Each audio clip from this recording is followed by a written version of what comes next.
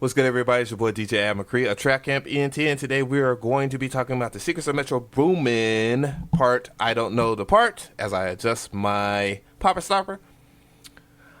But this is basically a request from a user or viewer of mine that basically he wants to know how to mix and how to level. So I do have another series which I highly recommend that everybody watch every last second of that, because part 1 and part 2 is very important to learning how to do stuff that's in here that I will not teach, and it will have you be a better mixer in general in FL Studio, or engineer, rather have you.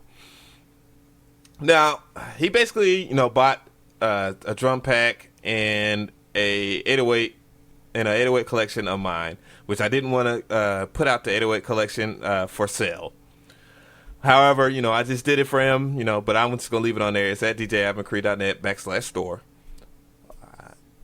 And he said that the kick drums or the 808s were distorted. And I know for a fact that, that could be true if there are certain things, certain variables that you deal with when you're mixing. So, with that being said, let's go ahead and get into it. All right. The first things first, I am going to play a track.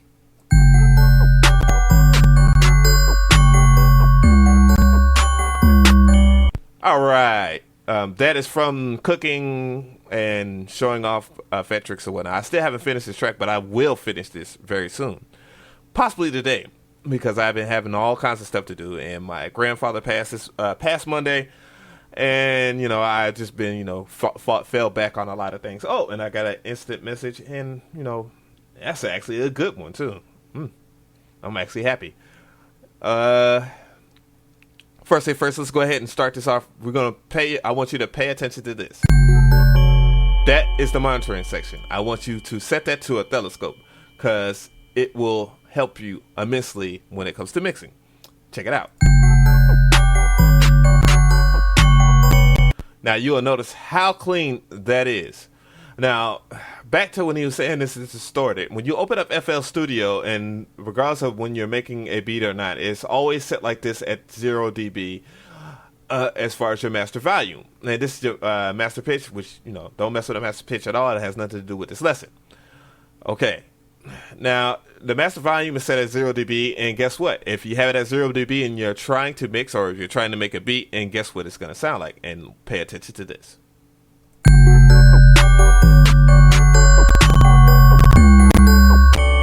Don't mind the crackling. The crackling happens because I'm doing the catcher, and this beat is very heavy in CPU as it is already. It's already at 2 gigs. So, when you're actually making something, you see it like that. That is in the red. That means that your beat is too loud. That's going to cause weird artifacts or unwanted artifacts such as distortion. What you need to do is create headroom. What is headroom? Headroom is this: turning down the volume. So that and by turning down the volume, you're inviting dynamic range into your beat. So other elements such as your kicks and your melody does not sound distorted.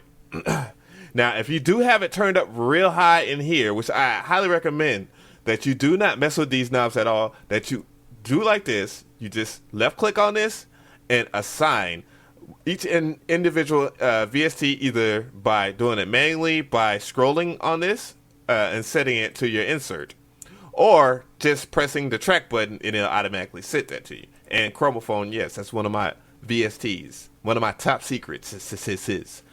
Okay. So with that being said, now we have the headroom set. We already have a clean mix. Now, one of the things that you want to pay attention, we're going to actually do the melody.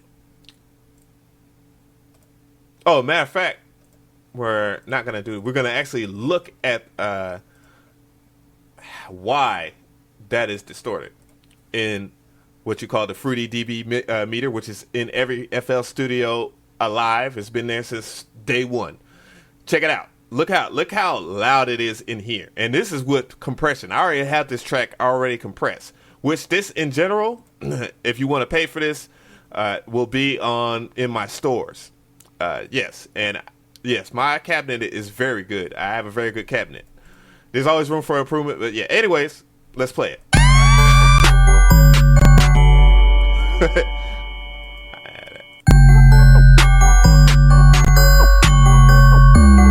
As you can see, it is way in the red. It's way in the red. So let's go ahead and turn that down. Now watch it.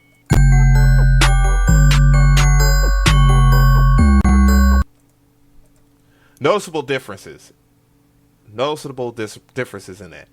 And it looks like it's about to crash. So, anyways, I'm just gonna go by. Just keep on doing it. Just push my luck here.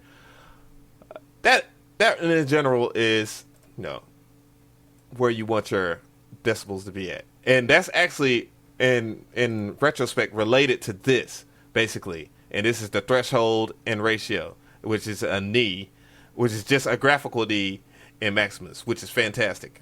Once again, watch Mixing and Mastering Part 1 and 2, and it's about Maximus. All right, we're going to look at this. We're going to look at the oscilloscope again and look at the main melody.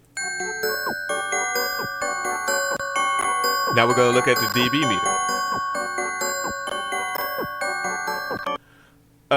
It being at -6 is pretty much where you want to be. You really want it to be like that in general, because you want to have that room for your melody, for your kick drums and your 808s and your snare and kick. I already said kick drums, but anyways, yes. So that's where you want your stuff to be at. I didn't even have to mess with this particular plugin in general. The only thing I actually turned down was my custom bass, which we're not even going to get into that because it's a special part. I want to talk about that in general. So you actually have that, and one of the key things about mixing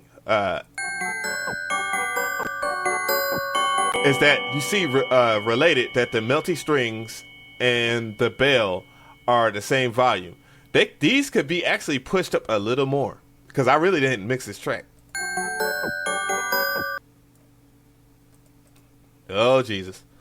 I'm just gonna wait, because my computer's been acting very, very crazy lately.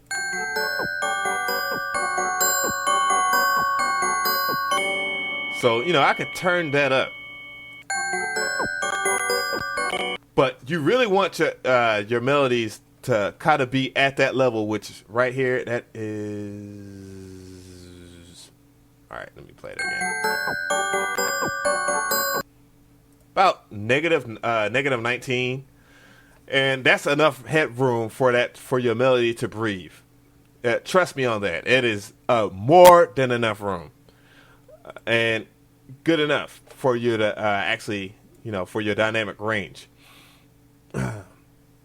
Just slightly push it up just a little more, but you kind of just don't want. You kind of want to avoid. Oh gosh.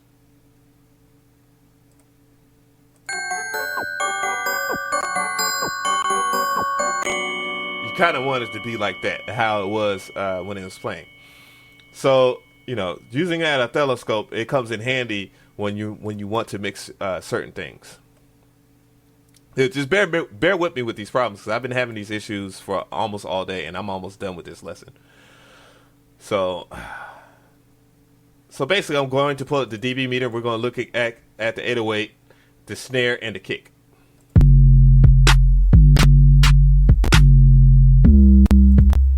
The 808 in general is too loud. Oh yeah, this is crackling. I've been doing everything I could possibly to stop it from crackling. I guess I could just get that off here. I can get that off.